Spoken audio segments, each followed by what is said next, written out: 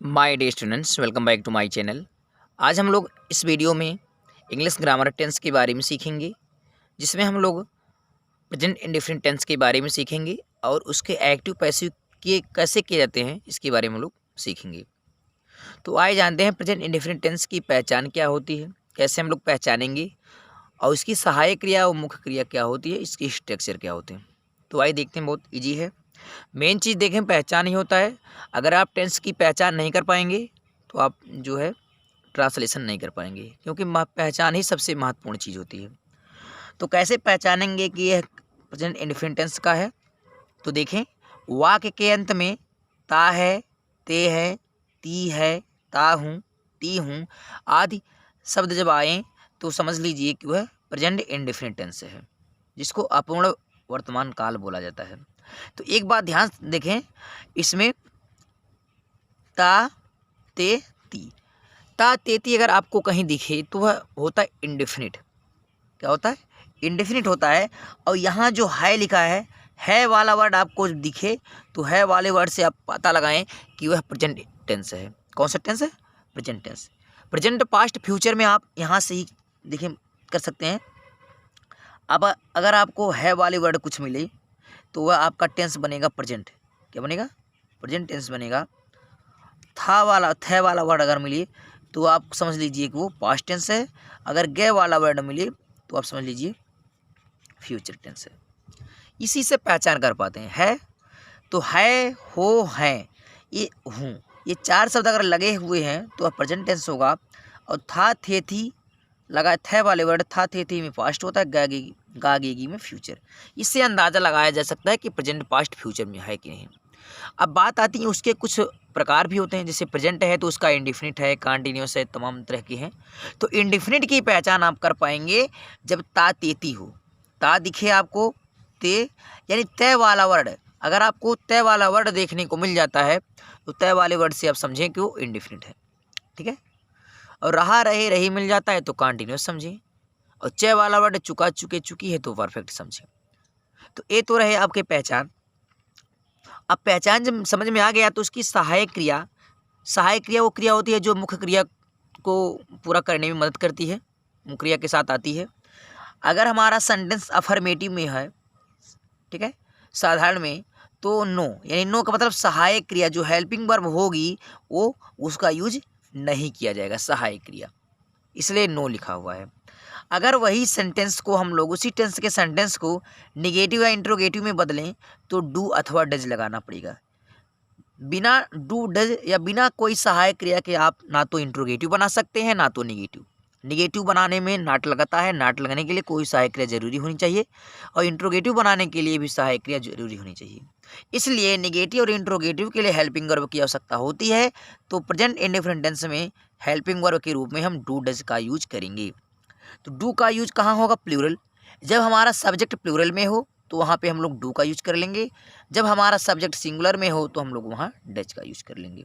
इतना तो आप जानेंगे। फिर इसका जो मुख्य क्रिया है, जैसे हेल्पिंग वर्ब तो हो गया, मुख्य क्रिया में फर्स्ट फॉर्म आर अथवा फिफ्थ फॉर्म। और फर्स्ट फॉर्म और फिफ्थ फॉर्म होता क्या है? जैसे वर्ब के अगर देखा जाए तो कुल 5 फॉर्म होते हैं। ठीक है, 5 फॉर्म होते हैं, इस पर हम लोग चर्चा कर ले रहे हैं। जैसे वर्ब का फर्स्ट फॉर्म, अगर मान लीजिए गो है, गो का ही देखे थे, गो का फर्स्ट फॉर्म गो होगा। गो का सेकंड फॉर्म अगर देखें तो वेंट होगा। गो का थर्ड फॉर्म अगर देखें तो गान होगा। और गो का जो फोर्थ फॉर्म होगा, फोर्थ फॉर्म आईएनजी वाला फॉर्म होता है, इसको हम गोइंग कहते हैं, इसमें गोइंग हो जाएगा। जो यस या यस वाला फॉर्म होता है वो फिफ्थ फॉर्म होता है। तो ये रहे आपका फर्स्ट फॉर्म, ये सेकंड फॉर्म, ये थर्ड फॉर्म, ये फोर्थ फॉर्म, ये फिफ्थ फॉर्म। तो फोर्थ फॉर्म बनाना बहुत ईजी है, आईएनजी लगा दीजिए, फोर्थ फॉर्म हो जाएगा। यस या यस लगा दीजिएगा तो आपका फिफ्थ फॉर्म। तो यही यस या यस वाला अगर लगाए तो फिफ्थ फॉर्म, और फर्स्ट फॉर्म ये होता है। तो मुख्य क्रिया में हम लोग फर्स्ट फॉर्म और फिफ्थ फॉर्म लगाते हैं। फर्स्ट फॉर्म का यूज कब होगा? जैसे हम लोग डू का यूज कब करते हैं? जब सब्जेक्ट हमारा प्लूरल में हो। डच का यूज कब करेंगे? जब सब्जेक्ट हमारा सिंगुलर हो। उसी तरह से यहाँ पे फर्स्ट फॉर्म का यूज कब करेंगे? जब हमारा सब्जेक्ट प्लूरल में हो। और फिफ्थ फॉर्म का यूज कब करेंगे? जब हमारा सब्जेक्ट सिंगुलर में हो, क्योंकि जो फिफ्थ फॉर्म होता है उसमें एस या एस लगा होता है, और जिसमें एस या एस लगा होता है वो सिंगुलर माना जाता है। तो एक बात आपको ध्यान देना है, एस एस पी पी का रूल आपको याद भी होना चाहिए। एस एस पी पी इसका मतलब क्या होता है, अगर सब्जेक्ट सिंगुलर है तो उसका वर्ब भी सिंगुलर होगा, सब्जेक्ट प्लूरल है तो वर्ब भी प्लूरल होगा। इस चीज़ को ध्यान देना है। अब स्ट्रक्चर तो आपका सिंपल है। स्ट्रक्चर सब्जेक्ट मीन्स कर्ता, वर्ब मीन्स क्रिया, ऑब्जेक्ट मीन्स कर्म। कर्ता के बाद क्रिया, क्रिया के बाद कर्म, यही तो आपको लिखना है हर टेंस में।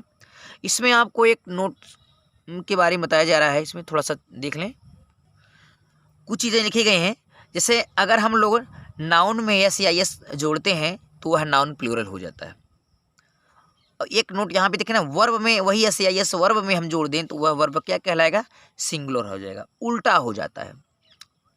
अगर नाउन में हम एस या एस लगाते हैं तो वह नाउन प्लूरल हो जाता है, लेकिन वही बात अगर हम वर्ब के साथ करें, एस या एस जोड़ें तो वर्ब प्लूरल ना होके वर्ब सिंगुलर हो जाएगा। इस चीज़ को ध्यान देना है। जैसे बॉय, बॉय क्या है, नाउन है, अगर हम बॉय में एस लगा दिए तो बॉयज, ये प्लूरल हो गया, क्योंकि नाउन में एस या एस लगाते हैं नाउन प्लूरल होगा। तो बहुत से बच्चे, मैंगो है, मैंगो माने एक आम, अगर हम इसको प्लूरल बनाए मैंगोज कर दें तो बहुत से आम। तो यानी इसका मतलब कि ये दोनों क्या, बॉय और मैंगो नाउन है, इसमें एस या एस लगाए तो ये प्लूरल हो गए। लेकिन यहाँ पे देखेंगे क्या है, प्ले और गो, प्ले एक वर्ब है, अगर हम प्ले में एस लगाते हैं तो प्लेज हो जाएगा, और चूंकि यह हो जाएगा सिंगुलर, क्या हो जाएगा, सिंगुलर। जिस वर्ब में एस या एस लगा होता है वह वर्ब सिंगुलर कहलाता है। गो है, गो में एस लगाएंगे हम तो गोज हो जाएगा, और यह भी क्या हो जाएगा, सिंगुलर, क्योंकि जिस वर्ब में एस या एस आपको देखने को मिले वह वर्ब सिंगुलर होगा। अब बात आती क्या है, यहाँ पे एस लगा है, यहाँ पे एस लगता है, इसका रीजन क्या है आपको पता होगा। जब वर्ड के लास्ट में ओ, एक्स, एच, डबल एस, ओ, तो उसको प्लूरल बनाने के लिए ई एस लगाते हैं, और उसके अलावा जो है हम लोग सिर्फ एस लगाते हैं। ये तो हमारे कुछ नियम थे, और जिसकी मदद से हमें ट्रांसलेशन करना है। अब आइए देखते हैं कि ट्रांसलेशन कैसे पहचानेंगे, उसको कैसे करेंगे। तो देखिए, पहला सेंटेंस है, वह क्रिकेट खेलता है। दूसरा, तुम घर नहीं जाते हो, क्या मैं टीवी देखता हूँ, वह अंग्रेजी क्यों पढ़ती है। तो इस पर हम लोग चर्चा करेंगे। सबसे मेन मुद्दा हमारा है इन लास्ट का वर्ड, जो लास्ट का वर्ड होता है, इसी से हम लोग टेंस की पहचान कर पाते हैं। चलिए, इसमें आपको देखने को मिल रहा है वाला वर्ड। जो है वाला वर्ड है, आपको पता है कि है वाला वर्ड प्रेजेंट को शो करता है, और यहाँ ता ते ती लग रहा है तो ता ते ती वाला होता है इंडिफिनिट। तो समझ में आ गया ये प्रेजेंट इंडिफिनिट है, क्योंकि वाक्य के अंत में देखो आपको मिलेगा ता है, ते हैं, ती है, तो ता है, ते हैं, ता हूँ, ती हूँ, ऐसे मिलता है। तय वाला इंडिफिनिट, है वाला प्रेजेंट, तो प्रेजेंट इंडिफिनिट टेंस हो गया। चलिए, अब हम इसको ट्रांसलेशन करेंगे। सबसे पहले सब्जेक्ट ढूंढेंगे, सब्जेक्ट मीन्स कर्ता, करने वाला वह है, वह की अंग्रेजी हो जाएगा ही। इसके साथ कोई हेल्पिंग वर्ब नहीं लगेगा, क्योंकि हम लोग पढ़ रहे हैं प्रेजेंट इंडेफिनिट, और प्रेजेंट इंडेफिनिट टेंस में जब हम अफर्मेटिव करते हैं तो हेल्पिंग वर्ब की आवश्यकता नहीं होती है, सीधे मेन वर्ब पे आते हैं। वह भी कौन सा फॉर्म, फर्स्ट फॉर्म और फिफ्थ फॉर्म। सब्जेक्ट प्लूरल हो तो फर्स्ट फॉर्म, सब्जेक्ट सिंगुलर है तो फिफ्थ फॉर्म। तो वह सब्जेक्ट जो होता है ही या सिंगुलर सब्जेक्ट माना जाता है, इसलिए फिफ्थ फॉर्म लगेगा यस या यस वाला। तो खेलना तो इसकी वर्ब है, इसमें जब यस या यस लगाएंगे तो प्लेज होगा, जैसे यहाँ पे मैंने बताया प्ले का प्लेज हो जाएगा। तो यह भी सिंगुलर में, यह भी एस लगा के सिंगुलर में। क्या खेलें, क्रिकेट, तो होगा क्रिकेट, CRICKET, तो हो गया ही प्लेज क्रिकेट। क्रिकेट जो है खेल है, इसके साथ कोई आर्टिकल की आवश्यकता नहीं है। देखिए, तुम घर नहीं जाते हो, यहाँ पे देखें सेंटेंस हमारा निगेटिव में है। सेंटेंस कैसा मिल गया, निगेटिव। जब भी सेंटेंस हमारा निगेटिव या इंटरगेटिव बनाना है तो वहाँ पे हम लोग डू या डज सहायक ले लेंगे, तब हम जाके नॉट लगाएंगे इस वर्ब के बाद। वर्ब में एक हेल्पिंग वर्ब आता है, एक मेन वर्ब आता है। तो पहले हम इंट्रोगेटिव बनाने के लिए हेल्पिंग वर्ब लगाएंगे या निगेटिव बनाना है। तुम है तो तुम का स्पेलिंग होगा यू। अब निगेटिव बनाना है तो सहायक क्रिया हमें बनाना पड़ेगा, तो सहायक क्रिया यू। यू प्लूरल में है, इसलिए प्लूरल के लिए हम लोग क्या लगाएंगे, सहायक क्रिया में डू लगाएंगे। अब नाट लगाना है तो नाट सहायक क्रिया के बाद ही लगता है, इसलिए हम यहाँ पे नाट लगाएंगे। यू सब्जेक्ट हो गया, डू हेल्पिंग वर्ब का काम कर रहा है, नाट निगेटिव भी बन गया। अब जाना इसकी क्रिया है, तो जाने के लिए क्या होता है, फर्स्ट फॉर्म।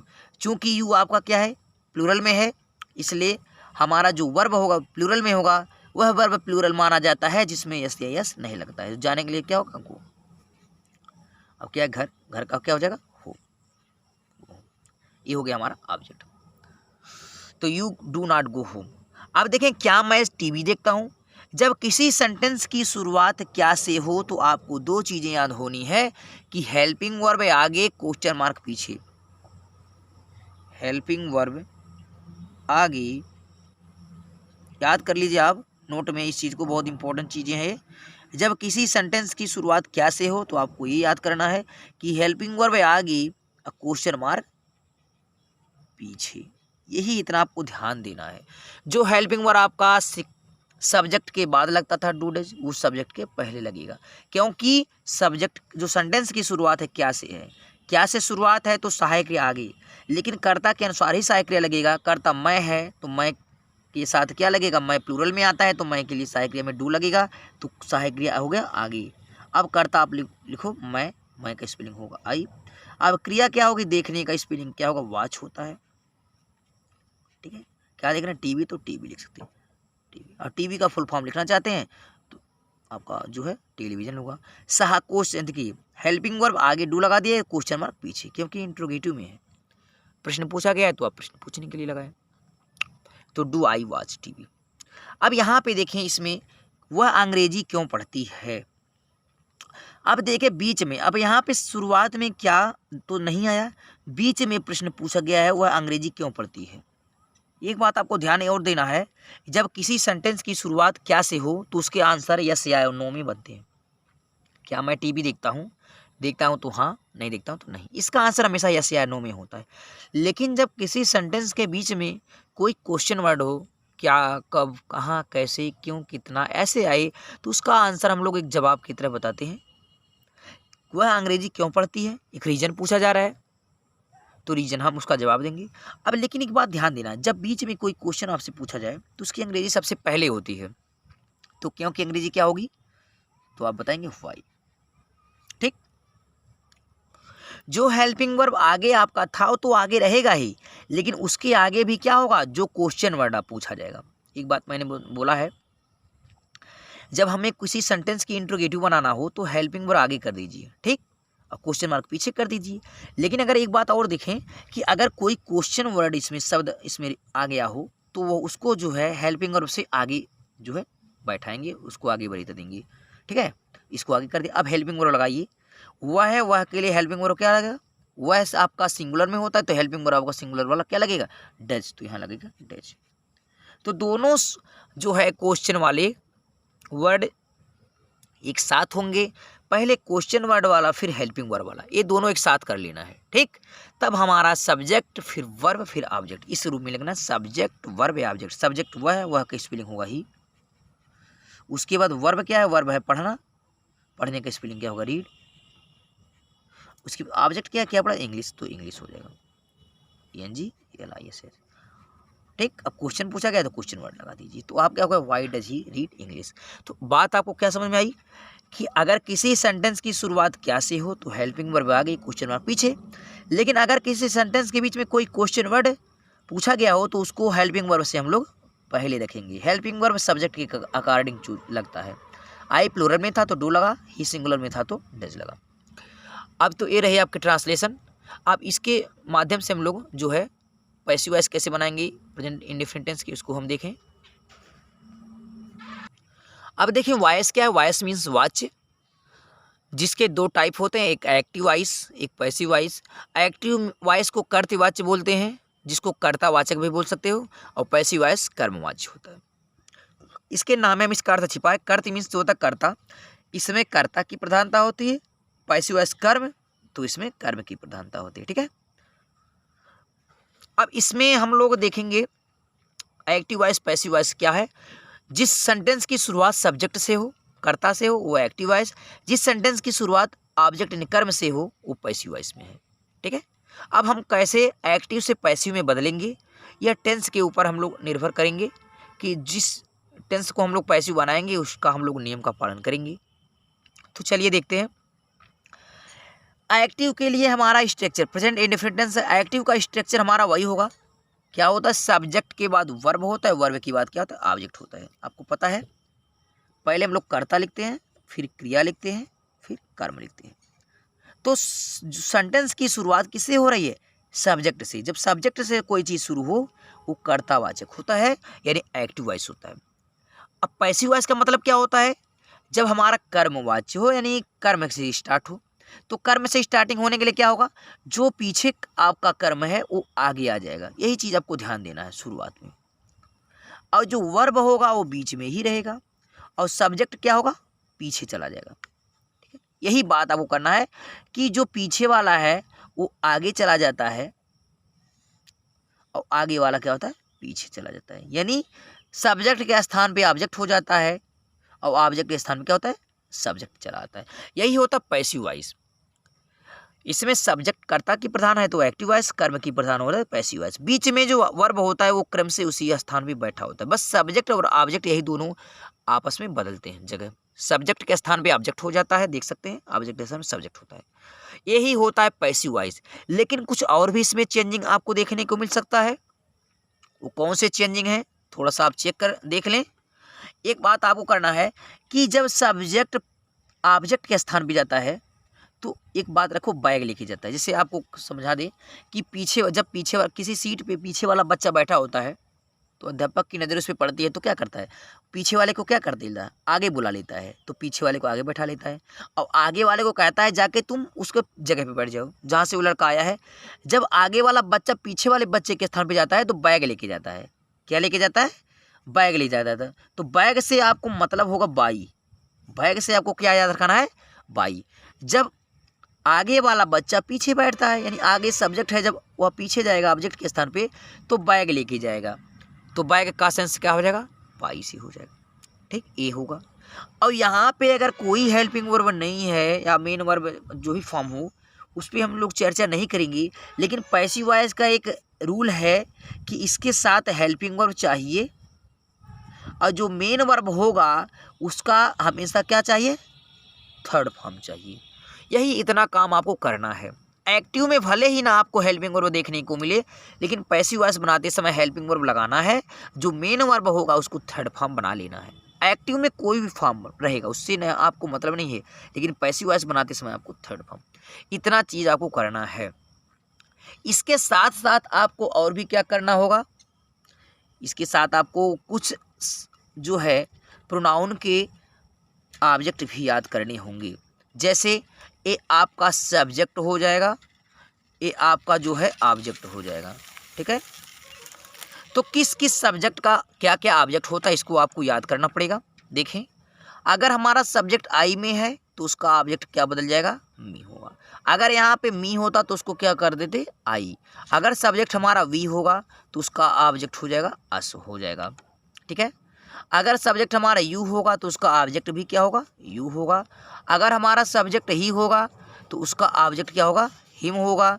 अगर सब्जेक्ट सी होगा तो उसका ऑब्जेक्ट क्या होगा? हर होगा। अगर सब्जेक्ट दे होगा तो उसका ऑब्जेक्ट क्या होगा? देम होगा। ठीक, अगर कोई नाउन है तो उसका ऑब्जेक्ट भी क्या होगा? वही नाउन ऑब्जेक्ट का काम कर लेगा। ठीक है, इस चीज़ को ध्यान देना है। यही इसमें और भी परिवर्तन करना है। चलिए अब इसी के माध्यम से अब देखें, चूंकि हम लोग प्रेजेंट इंडेफिनिट टेंस पढ़े तो उसमें कोई सहायक क्रिया नहीं लगी थी, लेकिन आपको एक चीज़ करना है कि इसमें सहायक क्रिया आपको लगाना पड़ेगा पैसिव वॉइस में। भले एक्टिव में प्रेजेंट इंडेफिनिट टेंस आप पढ़ें उसमें कोई सहायक क्रिया नहीं लगी, बल्कि हम लोग इंट्रोगेटिव नेगेटिव बनाए थे तो डू डज लगा था, लेकिन असर्टिव में बनाते समय कोई सहायक क्रिया नहीं लगा है। लेकिन आपको करना क्या है, ये सहायक क्रिया इसमें यूज नहीं होंगे, डू डज कुछ यूज नहीं होंगे। बस आपको इसमें यूज करना है सहायक क्रिया हेल्पिंग वर्ब। प्रेजेंट इंडेफिनिट में आपको इज एम आर यूज करना होगा इस चीज़ को, क्योंकि इज एम आर जो है प्रेजेंट टेंस की जो है सहायक क्रियाएँ हैं। आपको पता ही होगा इज जो होता है हेल्पिंग वो जो है सिंगुलर है, सिंगुलर सब्जेक्ट के लिए ही सही, इट नाउन के लिए। आई एम जो है आई के लिए प्रयुक्त होता है, और आर जो है प्लूरल के लिए, यू वी दे यू के लिए। ठीक है, तो यही इज एम आर जो है आपके प्रेजेंट इंडेफिनिट टेंस में पैसिव वॉइस के रूप में सहायक क्रिया बन जाएंगी। इस चीज़ को ध्यान देना। आपको यहाँ पे सहायक क्रिया जो है पैसिव के लिए डू डज नहीं लगाना है। पैसिव वॉइस में हम भले डू डज, एक्टिव वॉइस में भले डू डज लगा सकते हैं, लेकिन पैसिव वॉइस में आपको यही लगाना है सहायक क्रिया। चलिए अब इसी पे हम लोग कुछ सेंटेंस लिखे गए हैं उसके हम लोग पैसिव वॉइस बनाएं। ही रीड्स इंग्लिश, पहले यहाँ पे जानना होगा हमें सब्जेक्ट वर्ब ऑब्जेक्ट पहचानना होगा। जब तक आप सब्जेक्ट वर्ब ऑब्जेक्ट नहीं पहचान पाएंगे पैसिव वॉइस बिल्कुल नहीं कर सकते हैं। आपको बता दें कि सब्जेक्ट वो होता है जो जिसके द्वारा काम संपन्न हो, जो सबसे आगे होता है। ही रीड्स इंग्लिश, कौन अंग्रेजी पढ़ता है तो वह अंग्रेजी पढ़ता है। आपको अगर सब्जेक्ट का पता लगाना है तो देखें सबसे शुरुआत में होगा और पूछें कि कौन पढ़ता है तो कौन का सेंस जो आए सब्जेक्ट होगा। और कर्ता के द्वारा जो काम हो रहा हो वह क्रिया हो जाएगी। कर्ता वह है, इसके द्वारा पढ़ने का काम हो रहा है, क्रिया ही हो गई। अब कर्म क्या होता है? क्रिया का फल जिस पे पड़े वो कर्म होता है। क्रिया से आप क्वेश्चन पढ़ें, पूछें कि क्या और किसे, यानी पढ़ता है तो क्या पढ़ता है, तो आपको पता चल जाएगा यहाँ पे क्या मतलब इंग्लिश हो रहा है। ठीक है, तो क्रिया का फल जिस पे पड़े वो कर्म होता है। चलिए अब हम बनाएंगे पैसिव वॉइस इन दोनों की। तो यहाँ पे सबसे पहले हम लोग पैसिव में कर्मवाच्य होता है तो उसको कर्म पहले लिखेंगे। कर्म क्या इंग्लिश है, तो यहाँ पे हम लोग इंग्लिश लिखेंगे, ENGLISH। ऑब्जेक्ट में हम लोग इंग्लिश लिख लिए। वर्ब में दो लिखेंगे, एक हेल्पिंग वर्ब, एक मेन वर्ब। हेल्पिंग वर्ब तो हम लोग यहाँ पे यूज कर लेंगे डिफरेंट के लिए, इज MR, एक वचन के लिए इज, तो इंग्लिश एक वचन में ही आती है तो इसलिए हम यहाँ इज करेंगे। जो मेन वर्ब होगा वह थर्ड फॉर्म में होगा, तो रीड का थर्ड फॉर्म रीड ही होगा क्योंकि इंग्लिश में वही चलता है, तीनों में अर्थ थोड़ा चेंज होता है। लास्ट में सब्जेक्ट लिखने के पहले बाई आएगा तो बाई लगा लेंगे। जो सब्जेक्ट ही है वो ऑब्जेक्ट के रूप में जाएगा, तो ही का ऑब्जेक्ट क्या होगा बाबू? हिम, तो यहाँ पे हो जाएगा हिम। ये हमारा फुल स्टॉप हो गया। ही रीड्स, देखिए यहाँ पे थोड़ा सा मिस्टेक हो गया है, ही रीड नहीं होगा, ही रीड्स होगा क्योंकि ही सिंगुलर में है इसलिए रीड्स सिंगुलर होगा। वह अंग्रेजी पढ़ता है, इसमें सब्जेक्ट है स्टार्टिंग और यहाँ पे ऑब्जेक्ट है। English is read by him, English उसके द्वारा पढ़ा जाता है। दोनों का सेम अर्थ है, वह इंग्लिश पढ़ता है, अंग्रेजी उसके द्वारा पढ़ा जाता है। दूसरा देखें, आई ईट फ्रेश फूड, मैं ताज़ा भोजन करता हूँ। तो यहाँ भी जो फूड है उसकी विशेषता ताज़ा है, तो यहाँ पे ऑब्जेक्ट दोनों होंगे, फूड ही नहीं ऑब्जेक्ट होगा बल्कि इसकी विशेषता भी। अगर किसी नाउन के साथ कोई एडजेक्टिव जुड़ा हो तो वह पूरा ही ऑब्जेक्ट के रूप में आएगा, इसलिए इसको हम लोग ऑब्जेक्ट जब बनाएंगे तो यहाँ लिखेंगे फ्रेश फूड। जो ऑब्जेक्ट हमारा होगा यहाँ पे फ्रेश फूड होगा, फ्रेश फूड होगा ऑब्जेक्ट में। अब फूड भी एक वचन में आ गई क्योंकि अनकाउंटेबल नाउन है तो सहायक क्रिया में आप लोग इज लगाएंगे। उसके बाद मेन वर्ब का थर्ड फॉर्म ईट है, ईट का थर्ड फॉर्म क्या होगा? ईट, एट, ईटन हो जाएगा, EATEN। लास्ट में सब्जेक्ट जब जाता है तो बाई लेके जाता है, बैग लेके जाता है, बाई लगा लेंगे। आई है तो आई का ऑब्जेक्ट किस रूप में चिन्ह होगा? मी में, तो यहाँ हो जाएगा मी। तो ये रहा आपका जो है passive voice. English fresh food is eaten by me, यानी ताज़ा फल भोजन मेरे द्वारा किया जाता है। She does not cook breakfast, वह जो है नाश्ता नहीं बनाती है। चूंकि यहाँ निगेटिव है तो पैसिव वॉइस भी हमारा निगेटिव ही होगा, पैसिव वॉइस भी निगेटिव हमारा होगा। तो इसको क्या करेंगे हम ऑब्जेक्ट के अनुसार चेंज करेंगे। तो ऑब्जेक्ट हमारा ब्रेकफास्ट है तो यहाँ पे लिखेंगे ब्रेकफास्ट, BREAKFAST। जैसे यहाँ भी हेल्पिंग वर्ब के बाद नॉट लगा है वैसे पैसिव वॉइस में भी हेल्पिंग वर्ब के बाद नॉट लगेगा। यहाँ चूंकि एक्टिव में डू डज है लेकिन पैसिव में हमें डू डज नहीं लगाना बल्कि इज MR लगाना है। तो ब्रेकफास्ट नाश्ता को भी नहीं गिन सकते हैं, सिंगुलर नंबर होगा, तो हेल्पिंग वर्ब के रूप में हम क्या लगाएंगे? इज, इज हो गया। उसके बाद सहायक क्रिया के बाद नाट लगा है तो यहाँ भी सहायक क्रिया इज मिल गई, इसके बाद हम लोग नाट लगा लेंगे। उसके बाद वर्ब का थर्ड फॉर्म, कुक का थर्ड फॉर्म बनाएंगे तो कुकड होगा। अब बचा क्या है? सब्जेक्ट है तो सब्जेक्ट जब पीछे जाएगा तो बैग लेके जाएगा, बैग मतलब बाई, और सी है तो सी का ऑब्जेक्टिव किस क्या होगा? हर होगा। तो हो गया आपका breakfast is not cooked by her. अब लास्ट वाला है, देखिए, डू यू प्ले हॉकी, क्या तुम हॉकी खेलते हो। यहाँ सहायक क्रिया स्टार्ट हो रही है तो पैसिव वॉइस भी सहायक क्रिया से ही स्टार्टिंग होगी, लेकिन पैसिव में सहायक क्रिया डू डज नहीं लगेगा बल्कि क्या लगेगा? इज MR लगेगा। चूँकि जो डू है वो यू के लिए लगा है, क्योंकि यू प्लूरल था तो डू प्लूरल लगा दिया गया है। लेकिन पैसिव में हमें क्या लिखना है? ऑब्जेक्ट, तो ऑब्जेक्ट क्या होगा? हॉकी होगा, तो यहाँ लिखेंगे हॉकी, ऑब्जेक्ट हमारा हॉकी। लेकिन यह सब्जेक्ट के पहले है तो वह ऑब्जेक्ट के पहले भी सहायक क्रिया लगेगी, तो हॉकी एक वचन में आएगी तो एक वचन के लिए क्या लगाएंगे? इज लगा लेंगे। ठीक, जैसे डू यू है तो यहाँ इज हॉकी होगा। क्यों? क्योंकि यू के अनुसार डू लगा है, तो यहाँ पे ऑब्जेक्ट हॉकी है, ऑब्जेक्ट क्या है? हॉकी है, तो हॉकी के अनुसार सहायक क्रिया क्या लगाएंगे? इज लगाएंगे। ठीक। ठीक। अब यहाँ पे हमें ऑब्जेक्ट लिखना है तो आगे लिख दिए, हेल्पिंग वर्ब लिख दिए। अब बचा मेन वर्ब का थर्ड फॉर्म, मेन है प्ले, तो प्ले का थर्ड फॉर्म क्या होगा, प्लेड हो जाएगा। लास्ट में बाई सब्जेक्ट, बाई लगा लेंगे। सब्जेक्ट यू है तो यू का सब्जेक्ट और ऑब्जेक्ट दोनों लिखा ही कही जाता है, अर्थ थोड़े चेंज होते हैं। ये भी एक क्वेश्चन मार्क लगा है तो यहाँ भी क्वेश्चन मार्क लगा लेंगे। समझने की बात यह है कि जैसा आपका एक्टिव होगा उसी तरह आपको पैसिव कन्वर्ट करना। एक्टिव निगेटिव है तो पैसिव निगेटिव होगा, एक्टिव इंट्रोगेटिव है तो पैसिव। जैसे एक्टिव में सहायक क्रिया पहले है वैसे पैसिव में भी सहायक क्रिया पहले होगी। सब्जेक्ट के अनुसार यह भी सहायक क्रिया लगा है तो ऑब्जेक्ट के अनुसार यह भी सहायक क्रिया लगा है। इस तरह से हम लोग प्रेजेंट इंडेफिनिट टेंस के एक्टिव वॉइस और पैसिव वॉइस के बारे में सीखे और ट्रांसलेशन के बारे में सीखे। आई होप ये वीडियो आपको समझ में आया होगा। अगर ये वीडियो आपको समझ में आए तो इसको लाइक शेयर कमेंट करें और कमेंट के माध्यम से बताएं कि आपको ये वीडियो कैसा लगा, ताकि हम आपके लिए और अच्छे अच्छे वीडियो बनाते रहें। इस समय थोड़ा सा लेट हो गया है, बीच बीच में हम आपको वीडियो नहीं प्रोवाइड करा सकें, लेकिन अब आपको इधर जो है कंटिन्यू वीडियो देखने को मिलेगा। तब तक के लिए take care, thank you, good bye.